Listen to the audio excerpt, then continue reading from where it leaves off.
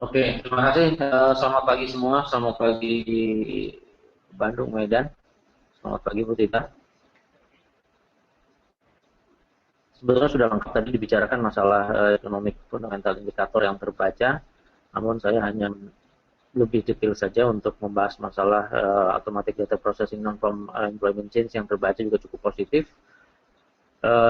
Seperti terlihat pada layar, selama kurang lebih 4 bulan berturut-turut, peningkatan EDP sendiri membawa pengaruh yang cukup bagus terhadap peningkatan non-farm payroll yang akan diumumkan, saya kira nanti malam ya, lebih maju satu hari, disebabkan oleh adanya perayaan Independence Day ya. Jadi ada bank holiday untuk Amerika Serikat pada esok hari, jadi dimajukan, jadi non-farm payroll yang maupun unemployment rate akan diumumkan nanti malam. Nah, ini 237.000 dari 203.000 sebetulnya cukup signifikan kenaikan terhadap total dari national employment yang terjadi. Lebih banyak tetap diberikan kontribusi oleh bisnis service atau jasa-jasa atau profesional dan lain-lainnya sebesar sekitar 60% ya, di atas 60% sedikit. Kemudian yang kedua adalah di bidang transportasi, masih tetap efisiensi terhadap bahan bakar ternyata meningkatkan penyerapan tenaga kerja, sehingga dari sisi transportasi sendiri mengalami kenaikan, kebutuhan tenaga kerja yang dibutuhkan itu mengalami kenaikan. Kemudian yang kedua, yang ketiga masalah konstruksi, jadi pembangunan terhadap bangunan atau gedung-gedung, sehingga saya kira sebetulnya yang diharapkan untuk peningkatan dari penyerapan tenaga kerja yang cukup signifikan adalah di bidang manufaktur. Namun pengumuman terhadap ISM manufaktur PMI sendiri yang dilaksanakan tadi malam sekitar jam 21 tetap mengalami positif, meskipun penyerapan tenaga kerja dari National Automatic Data Processing yang terjadi tadi malam masih menempati posisi keempat dari penyerapan tenaga kerja. Manufacturing PMI dilaporkan 53,5, ya 53,5 masih dalam taraf ekspansi, berada di atas dari forecast 53,2, lebih jauh daripada bulan lalu 52,8. Positif saya kira untuk manufaktur dari kedua data ini, saya kira untuk non-farm payroll sendiri dalam keadaan positif melihat dari data-data ini. Kemudian dari sisi banyaknya penyerapan tenaga kerja ternyata diserap oleh sektor menengah, yaitu sekitar 50 hingga 499 orang dalam satu perusahaan, sekitar 80, lebih besar 88.000 ya, lebih besar dari 80.000, lebih tepatnya seperti itu, di bawah 90.000. Kemudian penyerapan untuk manufacturing ternyata menempati posisi ketiga, masih menempati posisi keempat, sebesar dari satu perusahaan yang menggunakan tenaga kerja 500 hingga ke 999 orang. Jadi penyerapan ternyata lebih banyak diberikan kontribusi oleh dari sisi transportasi atau perdagangan. Jadi saya kira pelaporan-pelaporan yang ada di automatic data processing terbaca tadi malam sedikit banyak membantu untuk meningkatkan lebih bagus lagi performa dari fundamental data Amerika Serikat. Kemudian kita melihat dari pergerakan data dolar indeks sendiri mengalami positif, nanti secara teknikal kita akan bahas. Kemudian crude oil inventory yang terbaca tadi malam juga cukup bagus sebetulnya, dari minus 4,9 million barrel, forecast minus 1,9 million barrel ternyata diumumkan persediaan cukup besar, yaitu 2,4 million barrel. Hal ini juga yang membawa pengaruh terhadap penurunan dari pergerakan harga minyak yang terjadi tadi malam. Kemudian dari sisi manufacturing Asia, jadi tadi malam banyak pengumuman mengenai masalah manufaktur. Nah, ini dari sisi manufacturing Asia juga cukup bagus dilaporkan, yaitu dari Jepang maupun dari China. Tankan manufacturing index terbaca juga cukup bagus, 23 dari 19 bulan lalu, kemudian dari forecast 23 tetap. Jadi saya kira positif untuk Jepang. Kemudian dari China dilaporkan juga dari manufacturing PMI tetap 50,2, kemudian dari non manufacturing PMI dilaporkan cukup bagus. Ternyata strategi yang dilaksanakan oleh China sendiri ampuh untuk meningkatkan manufacturing dari sektor jasa-jasa. Jadi daripada dia membuat manufaktur di bidang manufaktur khusus manufaktur bukan jasa-jasa, ternyata level yang terbaca di sini lebih bagus penyerapan tenaga kerja dari manufakturing jasa-jasa sebesar 53,8 dari 53,2. Kemudian dari laporan dari SBC Final Manufacturing yang saya rasa SBC merupakan sponsor terakhir pada periode ini, ternyata dilaporkan meskipun cukup bagus masih di 49,4, ternyata masih berada di bawah, jauh di bawah taraf ekspansi ya, di angka 50%, di angka 50 angka indeks untuk manufaktur. Jadi saya rasa PBOC kebijakan yang terakhir adalah menurunkan expanding rate, kemudian juga intervensi yang barusan 25 billion US dollar untuk menambahkan dana di beberapa bank dari bank sentral mereka, sehingga diharapkan akan menggenjot dari sisi manufacturing, baik manufacturing non manufacturing maupun dari manufaktur.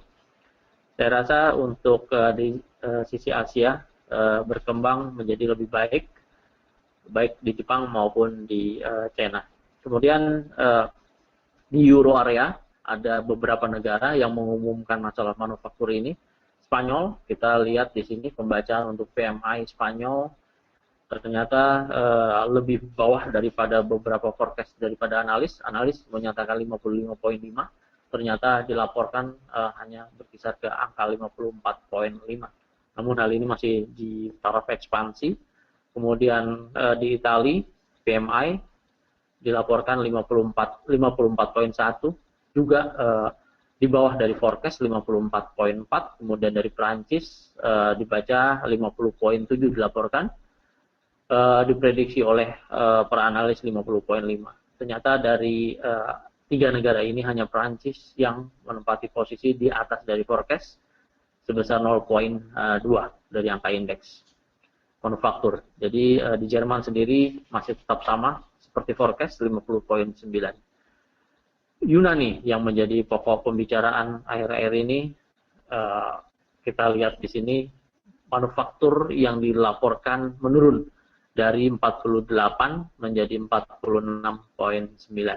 Saya rasa pengaruh dari berita-berita ini akan terpengaruh, berita-berita Yunani ini akan terpengaruh 2 bulan atau 1 bulan ke depan pengumuman terhadap manufaktur. Saya rasa cukup mempengaruhi keadaan negatif. Kemudian di Inggris juga dilaporkan sangat jauh dari forecast sendiri 50,5, dilaporkan 51,4. Dan masih kita tunggu dari Yunani tanggal 5 Juli, kemarin pergerakan harga sendiri masih dalam keadaan stagnan, ya. Masih dalam keadaan range. Kemudian, nah ini ada isu terbaru, yaitu masalah nuklir di Iran, diperpanjang sampai dengan tanggal 7 Juli. Memang ada sulit ya negosiasi, karena negosiasi Iran dari negara Iran sendiri ternyata tadinya ingin, jadi di sini kita bahas satu persatu dulu isi negosiasi, yaitu Iran harus mengurangi 19.000 centrifuge pengaya uranium, jadi seperti reaktor nuklir. Kemudian juga Iran juga harus sepakat tidak mengayakan uranium di atas 3,67% selama setidaknya 15 tahun. Nah ini, masalah ini sebetulnya yang jadi masalah. Pemimpin Iran tidak mau di bawah antara 10 hingga 12 tahun. Sementara di sini 15 tahun yang diingini oleh pihak Barat. Hal inilah yang menjadi cukup alot perundingan ini, masalah jangka waktu pengayaan uranium. Salah satu pihak ingin menyatakan bahwa angka 12 tahun merupakan angka yang ideal, sementara pemimpinnya sendiri tidak mau menurunkan jumlah periode tahun di bawah 10 hingga 12 tahun. Hal ini belum mempunyai kata sepakat meskipun keseluruhan dari isi dari pembicaraan negosiasi sendiri termasuk masalah pengurangan gas uranium dari 8.700 kg tidak lebih dari 300 kg, saya kira mempunyai mendekati kata sepakat. Namun yang masih jauh dari kata sepakat adalah periode untuk pengayaan uranium ke depan. Hal ini masih ditunggu sampai dengan tanggal 7 Juli. Saya kira untuk perundingan masih cukup alot, belum dikatakan sempurna, sehingga selama 2 tahun berturut-turut masalah negosiasi belum cukup untuk diselesaikan, dan diperkirakan oleh beberapa pengamat juga ke depan masih cukup panjang ya pembicaraan mengenai ini. Jadi fundamental data yang terbaca selain masalah nuklir yang terbaru, kemudian juga masalah manufaktur yang terbaca juga tadi malam dari euro mengalami penurunan meskipun dari Asia mengalami kenaikan. Kemudian juga masalah tinggal menunggu nih pemilu Yunani, masalah bailout, kemudian juga non-farm payroll yang akan diumumkan nanti malam. Demikian Bu Tita beberapa fundamental singkat saya kira yang menjadi tema penting yang terjadi pada hari ini. Oke Pak Dwi, berarti market sekarang masih fokus tentang beli tentang Yunani ya Pak Dwi, menunggu tanggal 5. Bisa langsung dibahas mengenai teknikalnya Pak Dwi? Oke, secara teknikal saya kira untuk euro, masih terhadap euro, langsung saja untuk chart mingguan.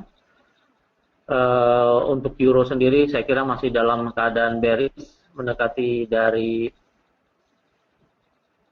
dari technical support yang kita bentuk secara dominan beberapa saat yang lalu di sini. Kemudian di sini saya forecastkan juga di sini yang merupakan titik terendah yang terbentuk pada hari Senin kemarin setelah terjadi penurunan hingga ke 1.09525. Kemudian saat ini terus mendekati support tersebut yaitu di 1.10247. Saya kira belum ada koreksi dengan chart 4 jam pemantauan untuk mingguan hingga pada minggu terakhir pada minggu ini. Kemudian yang terbaca pada 12 jam terakhir juga volume transaksi belum cukup banyak untuk terus menurunkan ke angka level-level support di sini.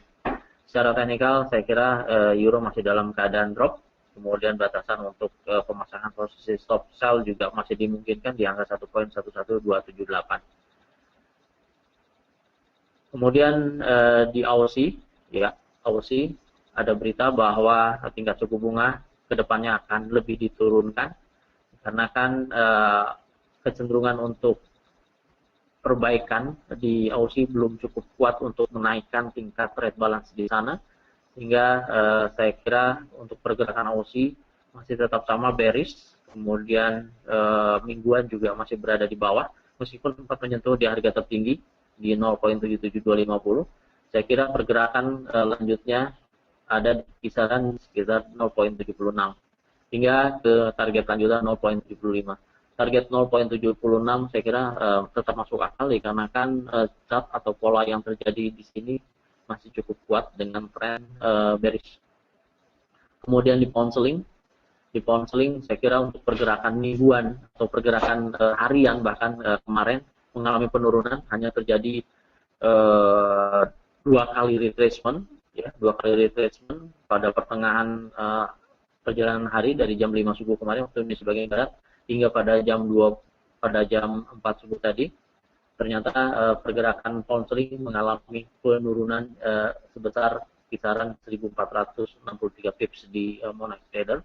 Kemudian saat ini masih mempergunakan momentum untuk penurunan hingga target ke 1.55862. Kemudian di dolar yen, nah ini dolar yen masih tetap sama, konsekuensi terhadap penggunaan support dan resistance yang terjadi selama beberapa saat yang lalu masih tetap sama, saya kira masih cukup valid, target untuk 12374, kemudian lanjutkan 50% untuk swing dominan yang terjadi di 124.150 hingga 124.56. Namun saya kira pergerakan untuk dolar yen masih dalam keadaan range antara di 124.150 hingga ke 122.278.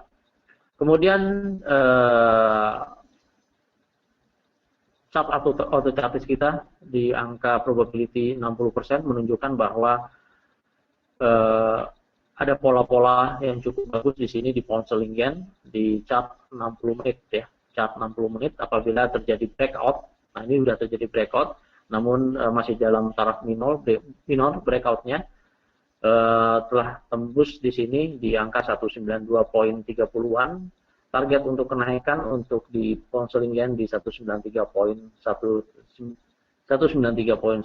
hingga ke 194.10 sebagai range area untuk target lanjutan.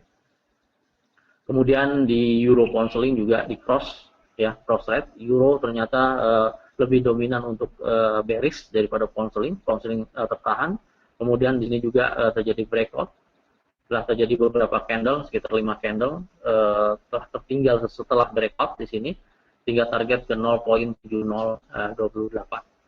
Kemudian selanjutnya adalah dolar Swiss.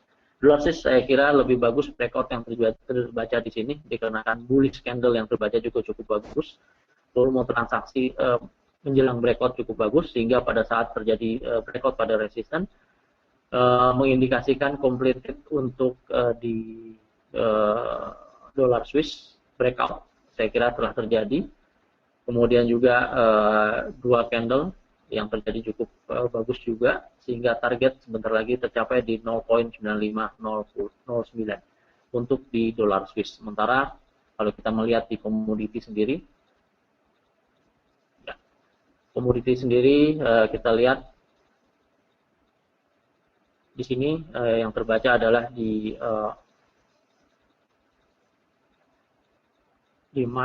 oil ya, di oil peningkatan untuk di sini masih terbuka di target untuk peningkatan di 57.20 untuk pergerakan untuk bullish di oil. Kemudian terbaca 23 candle, kemudian di chart 15 menit dengan pola yang terbaca adalah P6.